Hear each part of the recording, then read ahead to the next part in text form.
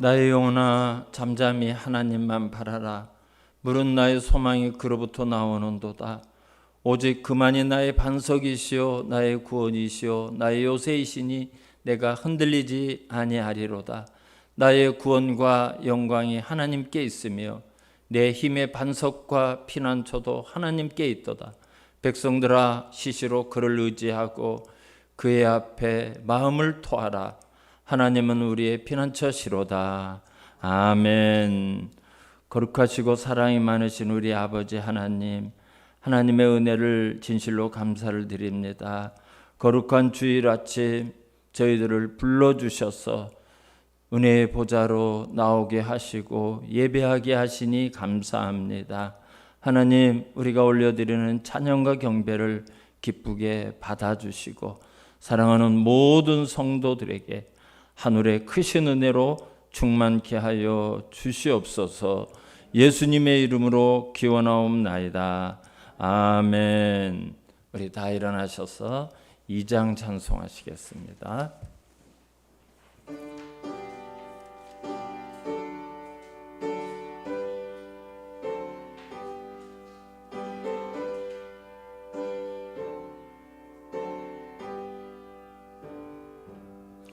찬양 성부 성자 성령 성삼위일체께 영원 무궁하기까지 영광을 돌리세. 영광을 돌리세. 아멘. 교동문 쉬운 세 번째 시편 121편입니다. 내가 산을 향하여 눈을 들리라. 나의 도움이 어디서 올까? 여호와께서 너를 실족하지 아니하게 하시며 너를 지키시는 이가 졸지 아니하시리로다.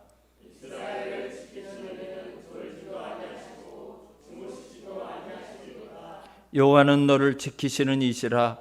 여호와께서 내 오른쪽에서 내 그늘이 되시나니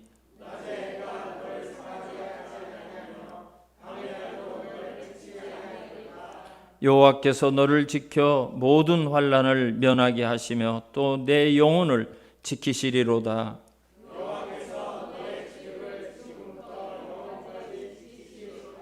아멘. 신앙 고백하시겠습니다.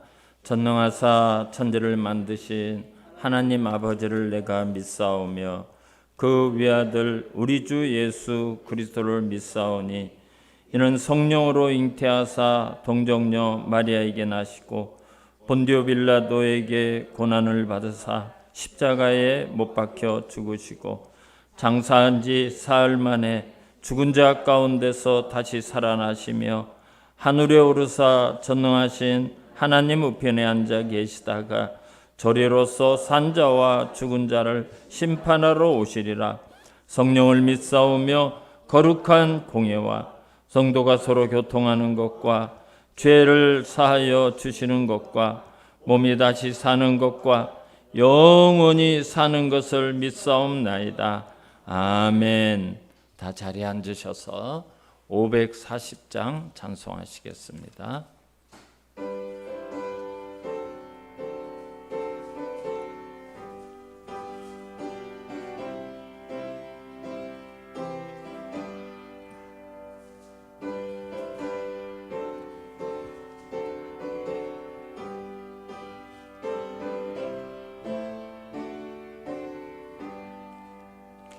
주의 음성을 내가 들으니 사랑한단 말일세. 믿는 마음으로 주께 가오니 나를 영접하소서. 내가 매일 십자가 앞에 더 가까이 가오니 그새 주의 흘린 보배 피로서 나를 정케 하소서. 주여 넓으신 은혜 베푸사 나를 받아주시고 나의 품은 뜻 주의 뜻같이 되게 하여 주소서.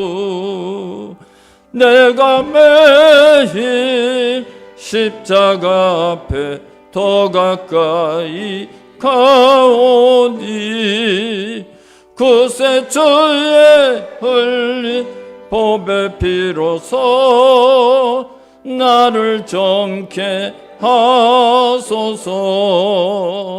주의 보좌로 나아갈 때에 어찌 아니 기쁠까. 주의 얼굴을 항상 배우니 더욱 친근합니다. 내가 매일 십자가 앞에 더 가까이 가오니 그새 주의 흘린 보배 피로서 나를 정케 하소서. 우리 구주의 넓은 사랑을 측량할 자 없으며 주가 주시는 참된 기쁨도 헤아릴 수 없도다. 내가 매일 십자가 앞에 더 가까이 가오니 그새 주의 흘린 보배 피로서 나를 정케 하소서. 아멘.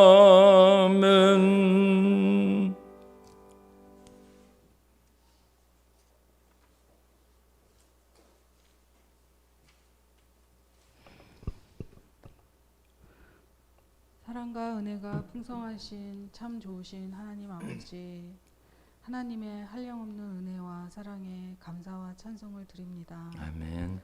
죄와 허물로 죽을 수밖에 없는 우리를 주님의 십자가 보혈로 자녀 삼아주시고 영원한 천국 백성 되게 하시니 감사합니다. 이 가을 우리의 신앙에도 믿음의 열매를 맺을 수 있도록 말씀 가운데 거하는 삶을 살게 하여 주옵소서. 풍성한 한가위 명절을 맞이하게 하신 것 감사합니다. 추석임에도 더 힘든 상황에 있는 주변을 위해 기도하게 하여 주옵소서. 아멘. 주변을 주님의 마음으로 주님의 시각으로 바라보게 하여 주옵소서. 코로나의 장기화로 지쳐가는 의료진과 중소자영업자들의 힘든 상황을 이겨낼 수 있도록 도와주옵소서. 내 자신의 믿음 생활 지키기에 급급한 것이 아니라 연약하고 힘든 지체들과 함께 이 힘든 상황을 이겨나갈 수 있는 믿음과 주님의 사랑을 덧입게 하여 주옵소서. 이 시간에 또 힘든 상황 속에 복음을 전하는 선교사님들 붙들어 주옵소서. 주님의 지상 명령을 따라 목숨 바쳐 선교하시는 선교사님을 위해 기도합니다. 아멘. 선교사님들의 건강과 삶의 현장을 붙들어 주옵소서. 코로나로부터 보호하여 주옵소서. 새 힘을 주옵소서. 선교의 사역이 움츠러들지 않도록 은혜 베풀어 주시옵소서. 아멘. 또한 추석 명절을 맞아 형제간에 다투거나 마음에 상처를 주었던 말이 있다면 서로 용서하는 시간이 되게 하여 주옵소서. 아멘. 부모와 자식 간에 서먹했던 감정이 있다면 대화를 통해 풀어지는 역사가 일어나게 도와주옵소서. 아멘. 성령님께서 마음을 주관하여 주셔서 마음의 상처들이 주 안에서 풀어지게 하여 주옵소서. 이 시간 다니엘 서신 목사님께 성령의 능력으로 붙들어 주시고 선포되는 말씀으로 인해 우리의 영혼이 변화되고 회복되며 치유되는 역사가 나타나게 하여 주옵소서. 아멘. 우리의 변화된 삶으로 주님의 영광을 나타내는 복된 성도들이 되기를 원합니다. 귀한 말씀으로 늘 승리하는 역사가 있게 하여 주옵소서. 아멘. 감사드리며 예수님 이름으로 기도드렸습니다. 아멘.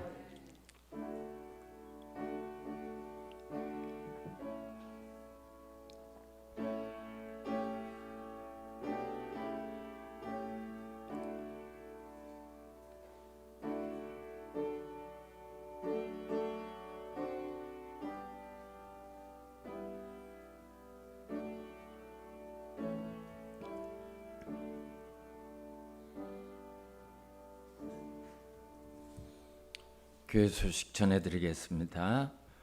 코로나 가운데 또 2년째 코로나 가운데 우리가 추석을 맞이합니다. 건강하시고 또 즐거운 명절이 되시기 바랍니다. 출타하신 성도님들 또 조심해서 다녀오시고, 또 우리 성호는 오래간만에 또 이렇게 왔습니다. 즐거운 시간 보내시기 바랍니다. 교회에서 우리 어르신들을 위해서 작은 선물이 준비되어 있습니다. 가실 때 받아가시기 바랍니다. 환절기를 맞이해서 건강에 또 우리 성도님들 조심하셔야 됩니다. 건강에 조심하시고, 이런 환난의 시대일수록 언제나 말씀과 기도로 개인 신앙을 위해서도 노력해 주시기 바랍니다. 한국 교회도 어렵고 우리 선교사님들은 우리보다 더 어렵습니다.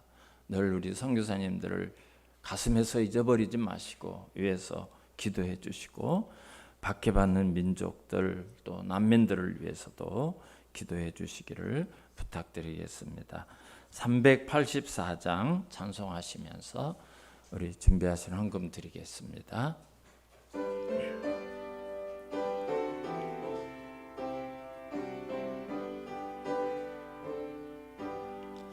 나의 갈 길 다가도록 예수 인도하시니, 내 주 안에 있는 긍휼 어찌 의심하리요.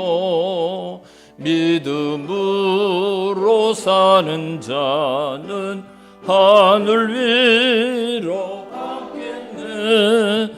무슨 일을 만나든지 만사형통하리라. 무슨 일을 만나든지 만사형통하리라. 하나님 아버지 감사합니다.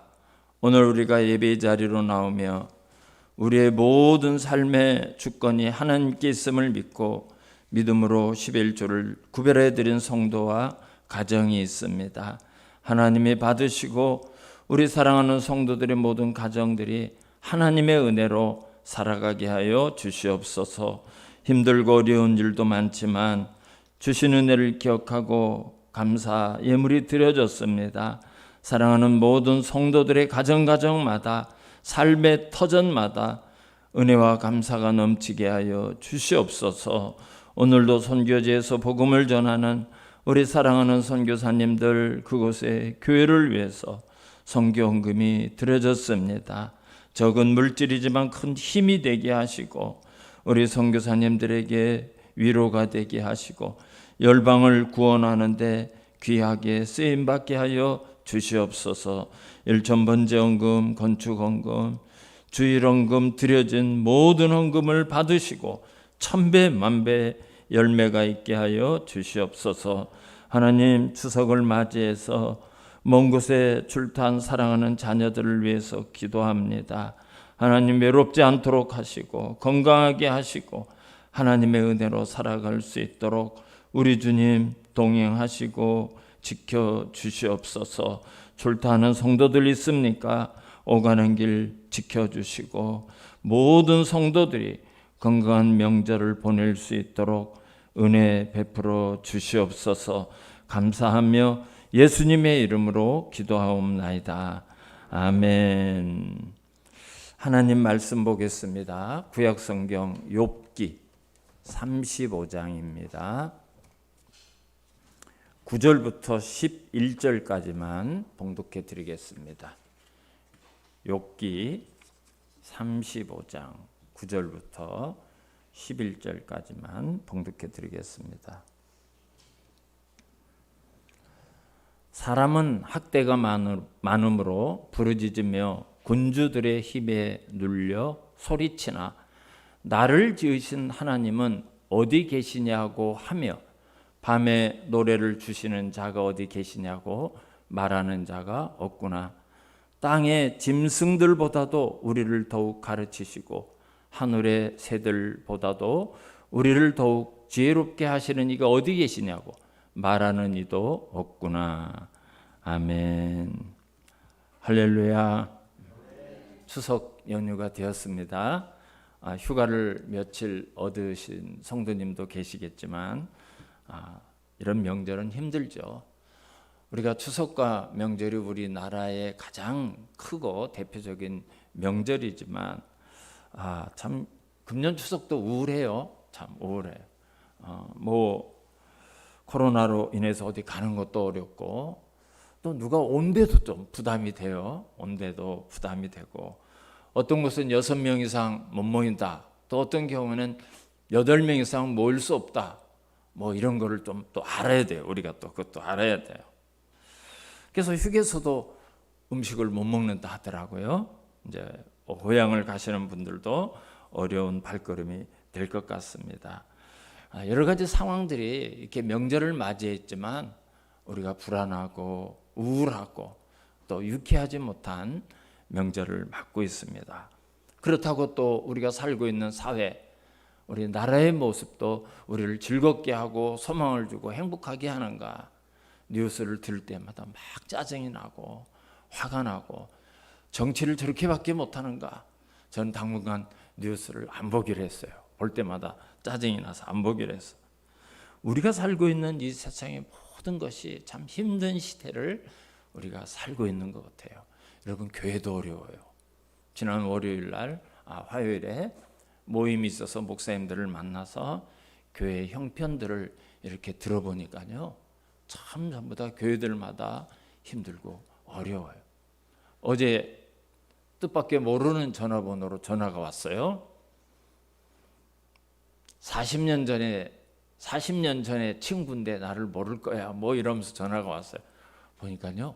고등학교 동기 동창생이에요. 그래서 이제 제가 고등학교 때 전도를 한 친구를 찾아가서 대화를 하다가 제 연락처를 알아서 전화가 왔어요. 중국에서 우리 교단의 신학교를 나와서 중국에서 30년 동안 이제 선교사로 활동을 했다가 이제 그렇게 정말 중국 선교사한테 다 쫓겨났죠. 다 쫓겨나서 이렇게 정말 오도 가도 못하는 그런 상황이 되었다는 얘기를 들었습니다. 이런 어려운 시대에 우리가 지금 살고 있습니다. 근데 오늘 설교 제목이 절망의 밤에 부르는 노래 그랬어요. 절망의 밤에 부르는 노래. 성경에서 밤이 가지는 의미는 절망, 어두움, 소망이 없는 상태, 낮과 빛에 대비되는 상황을 이야기를 해요. 그런데 오늘 본문에 나오는 욥이 바로 그런 경우를 지금 겪고 있는 거예요. 여러분 이 욥은 정말 우리가 따라갈 수 없고 상상할 수 없을 만큼 대단한 분이에요. 욥기 1장 1절을 보면 욥을 어떻게 성경이 소개를 하는가 하면 여러분 이렇게 소개를 합니다. 우스 땅에 욥이라 불리는 사람이 있는데 그 사람은 온전하고 정직하여 하나님을 경외하며 악에서 떠난 자라 이렇게 소개를 해요. 그리고 이어지는 말씀을 보면 이 사람은 동방 사람 중에서 가장 훌륭한 자라. 여러분 성경이 이렇게 소개했다면 두말할 필요도 없죠. 그래서 하나님께서 사탄에게 욥에 대해서 이렇게 말씀하셔요. 내가 내 종 욥을 주의하여 보았느냐? 그와 같이 온전하고 정직하여 하나님을 경외하며 악에서 떠난 자는 세상에 없느니라. 여러분 이렇게 말씀하셔요. 하나님이 이 정도로 인정을 한 사람이 욥입니다. 그런데 이 욥이 정말 한 순식간에 모든 재산을 다 잃어버립니다. 아들, 딸이 10명이 있었는데요, 10명의 자녀들이 모여서 잔치를 벌이는데 그 집이 무너져서 한날 한시에 10명의 자녀를 다 잃어버린 상태예요. 그리고 욥의 아내는 이런 상황 속에서 하나님을 욕하고 죽어라 이러고 떠나버렸어요. 여러분, 욥은 질병까지 왔어요. 그래서 욥은 머리끝에서 발바닥까지 종기가 나서 재 가운데 앉아가서 질그릇, 이 사기 그릇을 가지고 이 아픈 데를 긁고 있는 게 욥의 그런 상황이에요. 이 소식이 친구들에게 들려졌어요. 그래서 사랑하는 친구 세 사람이 욥을 위로하러 와가지고 기가 막혀서 할 말을 잃어버린 거예요.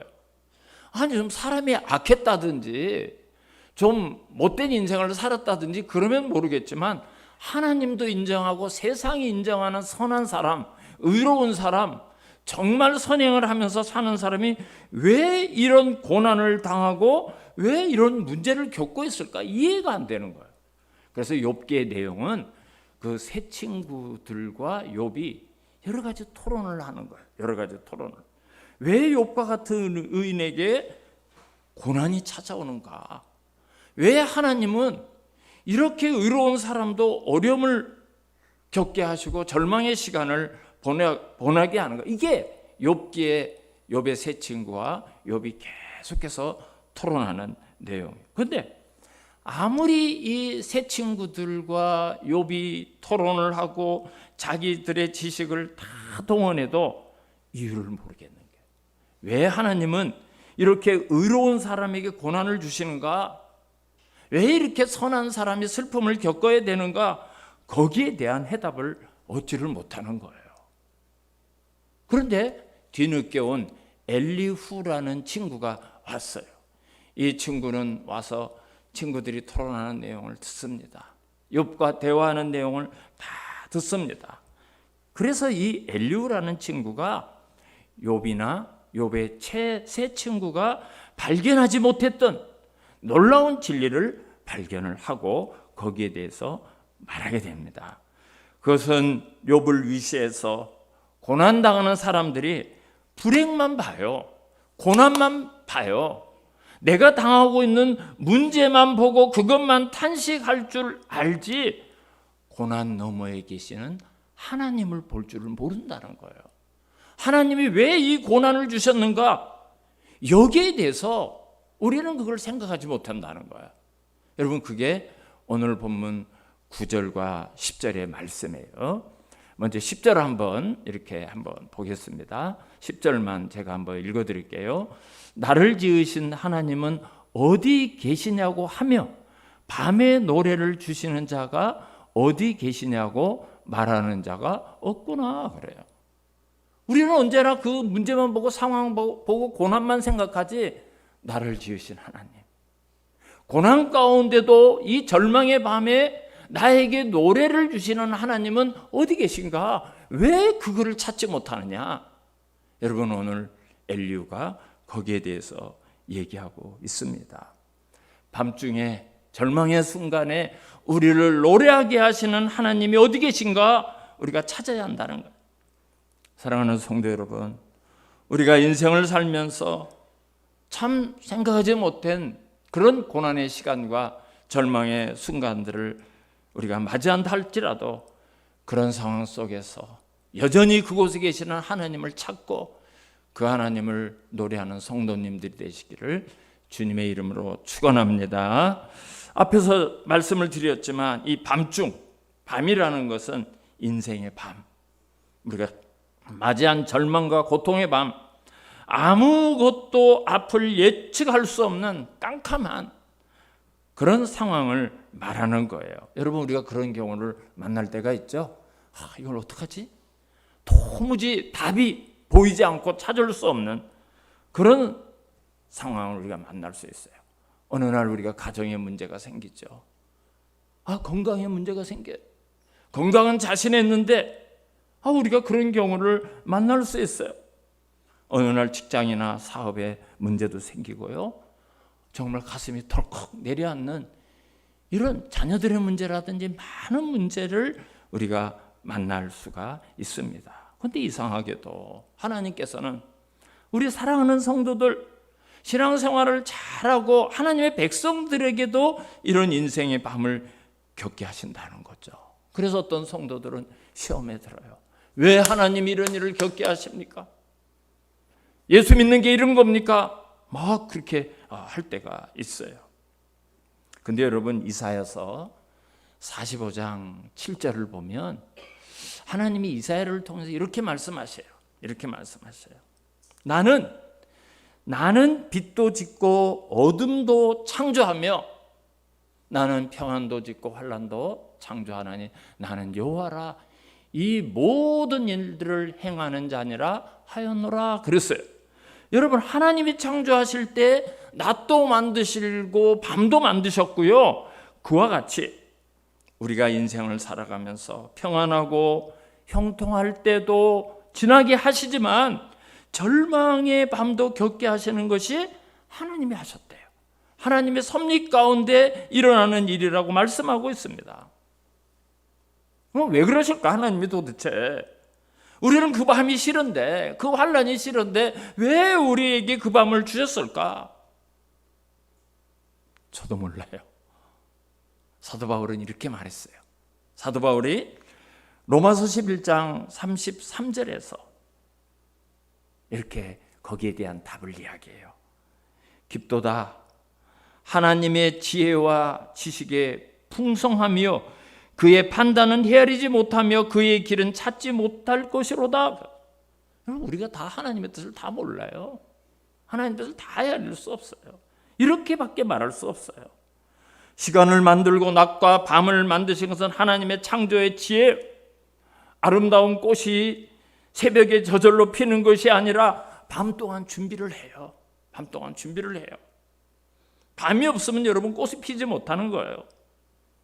긴 겨울 동안 죽고 끝나는 것이 아니라 그 동토의 땅에서 새싹을 피우게 하시고 봄이 되면 그 땅을 뚫고 싹이 솟아나게 하는 게 하나님의 섭리예요. 하나님의 창조의 그런 결과예요. 근데 인생도 그런 거예요. 인생도 그런 과정을 겪게 하시는 거예요. 여러분, 만일 고난이 없고 밤이 없고 언제나 형통하고 언제나 신나고 언제나 재미있고 그럼 우리가 잘 살고 행복할 것 같습니까? 아니에요. 기구만장할 거예요. 얼마나 교만할지 몰라요. 하나님의 지혜예요. 성경에 하나님의 손에 쓰임을 받은 인물치고 인생의 밤을 지나지 않은 사람은 아무도 없어요. 아브라함을 보십시오. 야곱을 보십시오.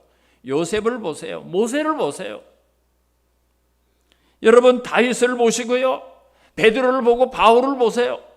모든 신앙의 선배들 한 사람 한 사람이 다 밤이 없는 사람이 없었어요. 밤이 없는 사람이 없어요. 근데 여러분, 성경에 밤을 겪지 않은 사람도 나와요. 솔로몬이에요. 태어나고 보니까 왕자로 태어났어요. 왕자로 태어났어요. 그리고 이스라엘에서 가장 나라가 왕성하고 번성하고 부강한 나라를 만들어서 아버지가 왕위를 물려줬어요. 하나님이 지혜도 줬어요. 부귀영화도 줬어요. 사람들이 솔로몬 막 박수를 쳐요. 오빠 부대가 그때 나왔어요. 솔로몬 그때 나온 거야. 얼마나 많은 것을 누리고 마음껏 써보고 자기 하고 싶은 대로 다 해서 밤이 없는 인생을 살았어요. 근데요, 솔로몬은 자신의 인생을 이렇게 평가하면서 인생을 마감합니다. 헛되고 헛되며 헛되고 헛되니 모든 것이 헛되도다. 여러분, 인생의 밤을 겪지 않은 솔로몬의 인생의 고백이에요. 근데 여러분, 우리가 잘 아는 다윗, 얼마나 절망의 밤이 많았습니까? 얼마나 잠을 이루지 못하는 밤이 많았습니까? 근데 다윗은 어떻게 인생을 마감하죠? 여호와는 나의 목자시니 내게 부족함이 없으리로다. 전혀 반대의 고백을 하는 것을 볼 수가 있어요. 교회 안에서 신앙이 좋으신 분들을 한번 잘 살펴보십시오. 여러분, 그런 분들이 정말 형통하고 고난이 없고 언제나 신나고 언제나 막 룰루랄라 하면서 사는 줄 아십니까? 말할 수 없는 그런 고난과 고통과 절망의 시간들을 통해서 인격이 만들어지고 그 아름다운 성품이 만들어지고 그 신앙이 견고하게 되는 거예요. 여러분, 한번 돌아보십시오. 안타깝게도 신앙이 있건 없고 우리 인간은 이런 밤을 통과하지 않으면 제대로 인격이 만들어지지 않는 그런 기질을 가지고 있기 때문에 하나님께서 낮과 밤을 주시는 거예요. 형통할 때도 주시고 또 고난의 시간도 겪게 하시는 겁니다. 사랑하는 성도 여러분, 하나님이 우리를 죄에서 구원하는 방법도 밤이었어요. 여러분, 골고다의 그 십자가의 길, 우리는 상상도 할 수 없는 그 십자가를 통해서 우리를 구원해 주신 거예요. 예수님의 고통, 고난, 결국 죽음의 자리로 밀어넣는 방법을 통해서 하나님은 그 끔찍한 십자가의 사건을 통해서 우리를 구원하라고 예수님을 그 길로 가게 하셨어요. 여러분, 예수님께서 얼마나 깊고 깊은 밤의 길이었는 줄 아십니까? 그래서 예수님께서 땀이 핏방울처럼 뚝뚝 떨어지는 그런 밤의 간절한 기도를 통해서 아버지, 할 수만 있으면 이 잔을 나에게서 지나가게 해주십시오. 내가 이걸 피하게 해주십시오. 하나님 앞에 밤을 새워서 기도할 수밖에 없는 그 절망의 밤을 예수님도 보내셨어요. 죄 없는 아들을 십자가에 매달아서 전 인류의 죄를 다 짊어지게 하시고 그 처절한 잔인한 심판의 십자가를 통해서 모든 인류가 죄 용서함을 받도록 하신 하나님의 놀라운 섭리의 밤이 있었기 때문에 저 여러분이 구원을 받은 거예요. 그래서 모든 사람들이 볼 때 하나님의 방법이 미련하게 보여요. 도대체 그 방법밖에 없었는가? 그래서 고린도전서 1장 18절을 보면 십자가의 도가 멸망받는 자들에게는 미련한 것이요 구원을 받는 우리에게는 하나님의 능력이라 그랬어요. 사람들에게는 그 방법밖에 없는가? 왜 예수를 죽여? 왜 자기의 아들을 죽여? 여러분, 그 십자가의 밤이 하나님에게는 지혜고 능력의 길이었습니다. 그런데 중요한 것은요, 엘리후가 고난을 받고 있는 그 욥과 세 친구에게 소개했던 하나님은 밤만 주시는 하나님이 아니라는 거예요.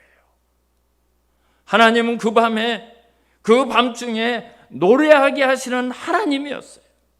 여러분, 좋은 환경에서는 우리가 노래가 절로 나오죠? 노래가 절로 나와요. 막 아이들도요, 기분이 좋고 신이 나면 계속 콧노래를 부르면서 하면서 왔다 갔다 하더라고요. 1살짜리도 그래요. 1살짜리. 우리도 조용히 하라 해도 저절로 이 속에서 좋을 때는 막 노래가 막 나와요. 그러나 절망 속에서, 고통 속에서, 시련 속에서, 칠흑같이 어두운 환경 속에서 노래가 나올 수가 없죠. 그런데요, 하나님은 그런 시간에도, 그런 상황에서도 우리들에게 노래하게 하시는 하나님이십니다. 하나님이십니다. 예수님께서 그 고난의 십자가를 지시기 위해서 제자들과 마지막 만찬을 하신 다음에 겟세마네로 가십니다. 기도하러 가십니다.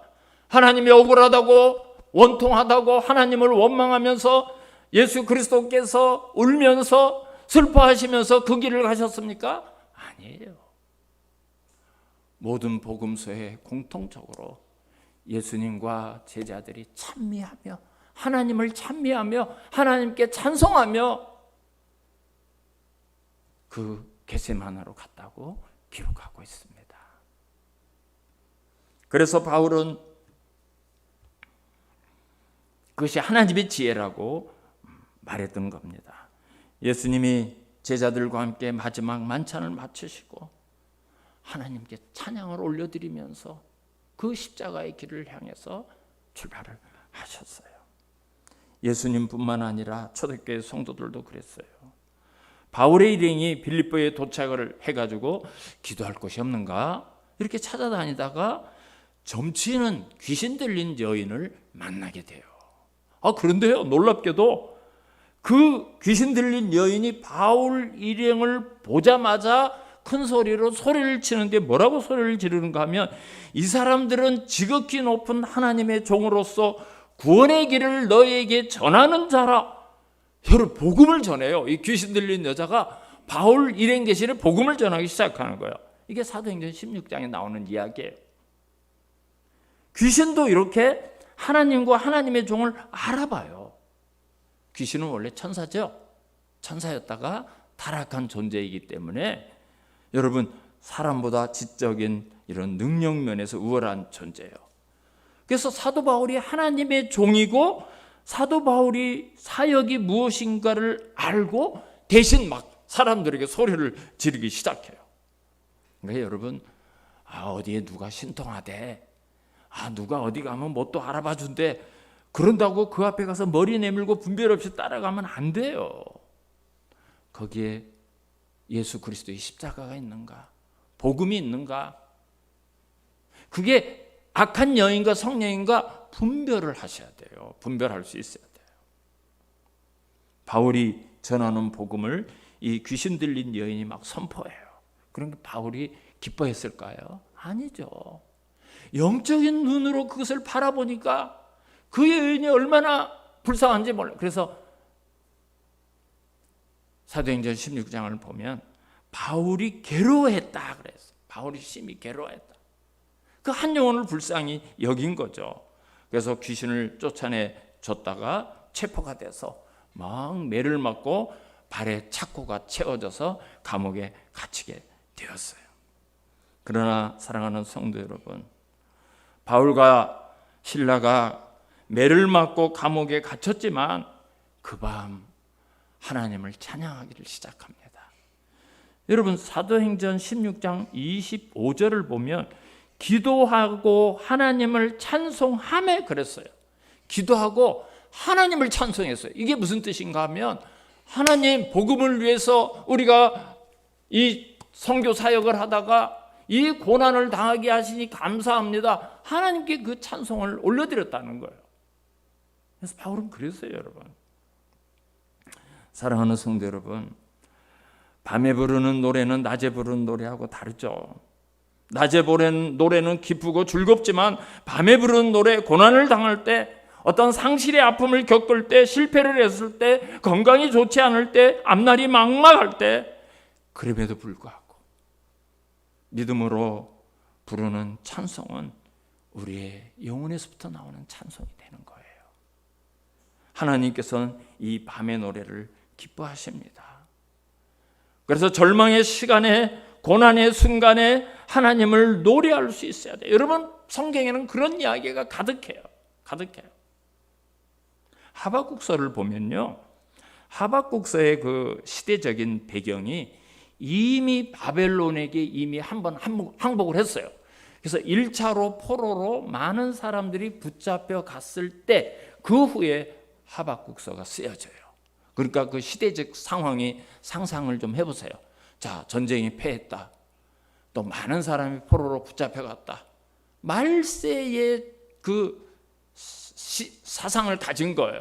그러니까 막 세상이 강포하고 종교적으로 도덕적으로 타락이 극에 다다르고 통치자는 어쩌든지 빼앗아서 강대국의 조공을 바쳐야 되기 때문에 그냥 막무가내로 착취하고 폭력이 난무하던 시대예요. 그래서 하박국이 시작하는 하박국서 1장 2절과 3절을 보면 하박국의 탄식으로부터 이 하박국서가 시작이 돼요. 하박국서 1장 2절 3절을 제가 읽어드릴게요.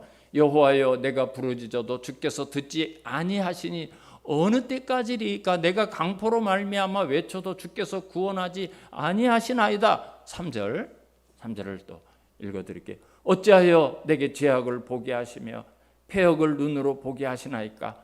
겁탈과 강포가 내 앞에 있고 변론과 분쟁이 일어났나이다. 여러분, 이게 하박국 시대의 사회상이에요. 절망적인 상황이죠. 어둡죠. 그런데요, 설상가상 전쟁의 소식이 들려와요. 바벨론이 다시 전쟁을 일으켰대요. 다시 침략을 시작한다는 그 소식이 들려와요. 여러분, 하박국서 3장 16절 한번 읽어볼게요. 내가 들었으므로 내 창자가 흔들렸고, 바벨론이 지금 침략해 온다는 소식이 들리는 거예요. 그 목소리로 말미암아 내 입술이 떨렸도다. 무리가 우리를 치러 올라오는 환난 날에 내가 기다림으로 썩이는 것이 내 뼈에 들어왔으며 내 몸은 내 처소에서 떨리는도다. 여러분, 이 영혼부터 육신이 감당할 수 없는 두려움과 절망의 그런 순간이에요. 전쟁이라는 게 얼마나 비참합니까? 이미 한번 겪었어요. 다 약탈해 가고, 다 체포가 돼서 포로로 끌려가고, 수많은 조공을 바치고, 덜덜덜덜 사회가 정말 이런 상황 속에서 다시 전쟁의 소식이 들려와요. 근데 여러분, 하박국이 그 밤중에, 하박국은 그 절망의 시간에 노래를 하기 시작해요. 그게 하박국서 3장 17절 이하의 말씀이에요. 여러분, 제가 17절 한번 읽어 드릴게요. 비록 무화과 나무가 무성하지 못하며 포도나무에 열매가 없으며 감람나무에 소출이 없으며 밭에 먹을 것이 없으며 우리의 양이 없으며 외양간에 소가 없을지, 이게 상황이에요. 이게 지금 유대의 상황입니다. 근데 하박국은 무엇을 노래하는가? 우리 18절 우리 다 같이 한 목소리로 읽어보겠습니다. 시작. 나는 여호와로 말미암아 즐거워하며 나의 구원의 하나님으로 말미암아 기뻐하리로다. 아멘. 누구 때문에? 나에게는 하나님이 계시다. 상황은, 지금 우리가 겪고 있는 이 시대의 모습은 절망이고 아무것도 빛이 없지만 하나님이 계시다. 그 엘리후가 한 얘기가 그거예요. 하나님은 밤중에 노래하게 하는 하나님이다. 그거예요. 그래서 마지막 19절에 하박국은 이렇게 노래해요. 주 여호와여 나의 힘이시라. 나의 발을 사슴과 같게 하사 나를 나의 높은 곳으로 다니게 하시리로다. 상황은 절망이지만, 들려오는 소식은 나를 떨리게 하지만, 두렵게 하지만, 나는 하나님이 계셔. 그분만 계신다면, 그분이 계시다면 모든 것이 다 무너진다 하더라도 하나님만 계시면 된다는 것입니다. 그분만 계시면 아무리 밤중이라도 나는 즐거워할 수 있고 기뻐할 수 있고 뛸 수 있다는 거예요. 사랑하는 성도 여러분, 아무리 암흑 같은 밤중이라도 하나님 때문에 찬양하고 하나님 때문에 밤중에 노래할 수 있기를 주님의 이름으로 축원합니다. 여러분, 우리가 당하는 상황도 그래요. 또 그거보다 더 급박한 상황, 오늘 하박국의 말처럼 설상가상으로 전쟁의 소문도 들릴 수 있고요. 정말 우리가 상상하지 못했던 상황을 만날 수도 있어요. 그러나 그곳에 우리만 있는 게 아니죠. 전능하신 하나님, 나를 위해서 사랑하는 독생자도 아끼지 아니하시고 십자가에 내거신 살아계신 우리 아버지 하나님이 그곳에 계시는 거예요. 우리 이 믿음을 잃어버리면 안 되는 겁니다. 이렇게 밤중에 늘 노래를 한 사람이 있어요. 다윗이에요. 앞에서도 잠깐 다윗에 대해서 말씀을 드렸지만 얼마나 많은 절망의 밤들을 광야에서, 들판에서, 사막에서, 산에서, 심지어 외국으로 달아가서 미친 척을 하면서 보내는 그런 절망의 시간들이 얼마나 많았습니까? 그런데 여러분, 어떻게 다윗은 그 절망의 밤에 노래할 수가 있었을까요? 어떻게 그런 순간에 희망을 잃어버리지 않고 여전히 희망의 새 아침을 맞이할 수 있었을까요? 다윗에게 어떤 믿음이 있었는가? 시편 30편 많은 내용이 있는데요, 5절 한 절만, 시편 30편 5절 한 절만 마지막으로 제가 읽어드리겠습니다. 그의 노염은 잠깐이요, 그의 은총은 평생이로다. 여러분, 하나님이 이런 하나님이에요. 우리에게 베풀어 주시는 은혜는 영원한 거예요. 영원한 거예요. 하나님이 우리에게 진노하시고 하나님이 우리를 책망하시고 꾸짖는 건 잠깐입니다. 저녁에는 울음이 깃들을지라도 아침에는 무엇이 와요? 기쁨이 오리로다. 아멘입니까? 이 믿음이 있었거든요. 여러분, 다윗이 이런 믿음이 있으니까 두렵지가 않은 거예요. 오늘 정말 절망을 맞이할 때 누구나 다 슬퍼하고 답답해하고 고난이 있죠. 그러나 다윗은 이 믿음을 잃어버리지 않았던 거예요. 이것이 성도의 믿음이 되어야 됩니다. 지금 저와 여러분이 처해 있는 상황이 참 답답합니다. 두렵습니다. 절망의 밤과 같습니다. 정말 어느 한 부분이라도 우리를 시원하게 해주는 게 없어요. 그렇죠? 뭐가 이렇게 뭐가 좀 빛이 보인다, 그런 게 없습니다. 그러나 우리에게는 누가 있습니까? 온 우주 만물을 창조하시고 주인이시고 지금도 역사를 쥐고 있는 살아계신 하나님 아버지, 전능하신 하나님 아버지가 우리의 아버지 되시는 거예요. 저와 여러분의 아버지가 되시는 거예요. 우리가 겪고 있는 그 상황에 주님도 함께 하십니다. 그 아버지는 나를 사랑하사 독생자 예수 그리스도를 아끼지 아니하시고 죽음의 십자가에 내걸어 주신 아버지시에요. 근데 뭐가 아까워서, 뭐가 부족해서 우리를 사랑하지 못하고 우리의 모든 형편을 돌아보지 못하시겠습니까? 그 사랑의 아버지는 저와 여러분의 고통의 밤을 반드시 기쁨과 감격과 환희의 새벽으로 맞이하게 하실 줄 믿습니다.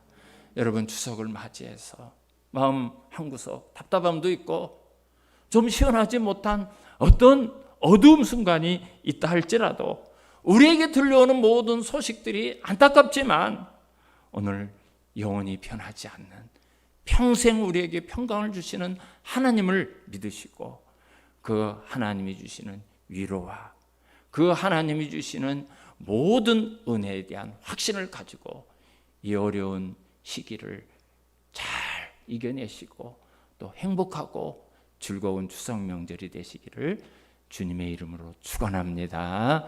기도하겠습니다. 하나님, 감사합니다. 우리가 살아가는 시대의 모습은 답답합니다.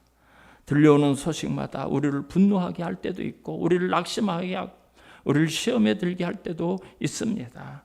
그러나 오늘 그런 고난 가운데 노래하게 하시는 분이 우리 아버지 하나님이시고 저녁에 울음이 깃들을지라도 아침에는 기쁨이 오겠다는 다윗의 고백이 우리들의 고백이 되게 하시고 이 명절을 은혜 가운데 보낼 수 있도록 도와주시고 우리의 남은 삶도 주님을 바라보며 살게 하여 주시옵소서. 예수님의 이름으로 감사하며 기도드리옵나이다. 아멘. 우리 다 일어나셔서 341장 찬송하시겠습니다.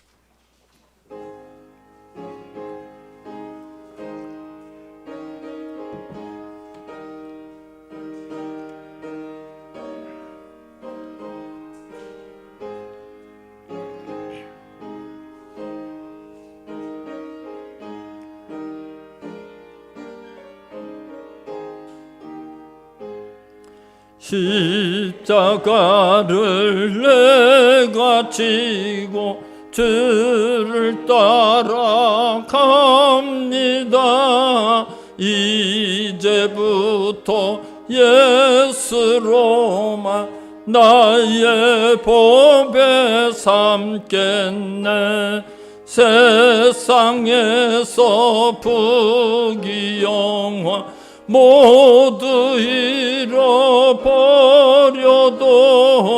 주의 평화 내가 받고 영생 복을 받겠네.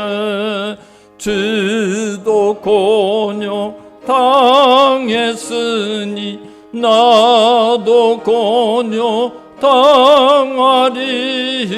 세상 사람 간사하나 예수 진실합니다.